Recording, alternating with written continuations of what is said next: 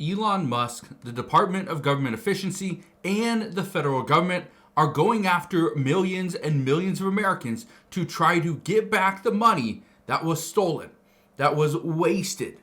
But it's now starting to turn. It's not just the American people they're going after. Now the federal government is also targeting states. I want to explain what's going on, what we are now seeing, and how the Department of Government Efficiency could actually turn your state against you. I want to explain what's happening, how you could be impacted very soon. But before I do, all I ask is one thing. Takes 2 seconds. Go ahead, hit that like button if you enjoy these daily updates. And now, let's begin.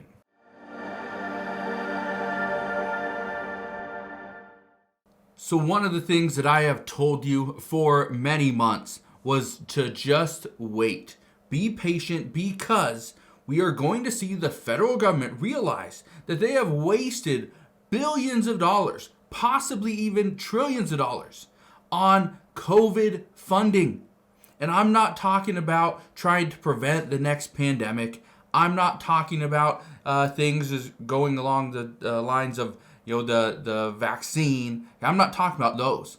I'm talking about PPP loans, EIDL loans, okay, the enhanced unemployment benefits, all those things. We are now seeing the federal government is targeting individuals, but also going after each state. But look at this. This was just from a couple days ago. It says Elon Musk claims children under 11 years old secured $330 million in SBA loans. Yeah. Doesn't matter how adorable children are, you can still use them as a pawn. Look at this right here, though. It says, Elon Musk reported in today's cabinet meeting that children under the age of 11 have collectively taken out Small Business Administration loans amounting to a staggering $330 million. But that's not it. Look at this. It says Elon Musk went further, claiming that the youngest borrower was a mere 9-month-old infant who reportedly secured a $100,000 loan. That's very precocious baby we're talking about here. Yeah. What Elon Musk is now showing, and again, this is something that, and I want to be very clear on this. I'm not targeting the Biden administration, because what Elon Musk is doing, and according to multiple sources, what the Department of Government Efficiency has been tasked with is not just look at the previous administration, look at the Biden administration, the previous Trump administration, and even though the Obama administration, and figure out if we are still seeing fraud, abuse, wasteful spending because of things that have gone on any of those administrations. But the big one, okay, the previous, or especially the end of the first Trump administration. In 2020, once we hit that pandemic, that was a huge one. We spent trillions of dollars. Our debt, our national deficit just ballooned. Okay? We took on so much debt, and now we're trying to get out of it. Listen to this. Okay? It's not just the people that committed fraud. This is according to one of my sources. It says, we are now hearing reports indicating that states were the largest criminals of them all. Many states illegally spent COVID funding on things outside the scope of reimbursements. Now, here's what you need to understand. Many states, cities, counties, individuals, okay, businesses as well, they were operating at a pretty much, they were being told, okay, take this money and just give us your word that you're going to spend it on your employees. Think about PPP funding, for instance. Now, all this money, this trillions of dollars, okay, that went out, billions. All this money was supposed to go towards your employees, to keeping your employees employed. Some people did that, some people didn't, but in the end, there's billions of dollars in fraud, okay? I want to show you something. Look at this right here. This is from today. It says, DOGE says it needs to know the government's most sensitive data, but can't say why. Now, there are very limited people, very limited number of people that have access to some of the most personal, identifiable information. Okay? Look at this article right here. It says, fewer than 50 people have access to Social Security Administration databases containing hundreds of millions of people's private financial and personal information. But only one has access to the government's human resources and student file loans. Now, DOGE wants access to everything. And the reason why I'm bringing this up is simple.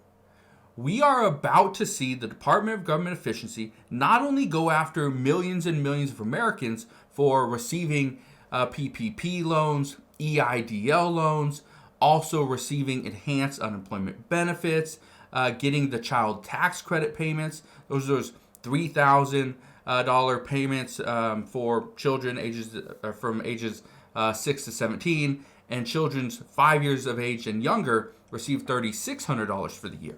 Okay, that was a pretty big boost. Not only that, but for the months from July through December, households that had children received monthly checks every single month or a direct deposit. Well, the Department of Government Efficiency, according to multiple sources, is now going after all the money that was spent. And they're trying to figure out if there's money that we can go after. This is where things are going to get crazy. Now, I know a lot of people are going to ask, so I'm just going to come out and say it. When is this going to happen? Are they already doing this? The answer, according to multiple sources, is no. That the Department of Government Efficiency is not going after the millions and millions of Americans yet, but it's on their to-do list. According to reports, what the Department of Government Efficiency is being tasked with today is to figure out where is there fraud so we can stop it. Once we stop the fraud, we can go after people for what they've done in the past. We can also go after people that had improper, forgiveness, whether it's for their mortgages, whether the money that they've received for unemployment. That's another big one. They're also going to go after school districts. According to one person, they are saying that it is on their radar to go after the money that was improperly spent. Some of this means school districts, public school districts, who spent money on parking garages even though enrollment was down, built entirely new schools with using some of this money.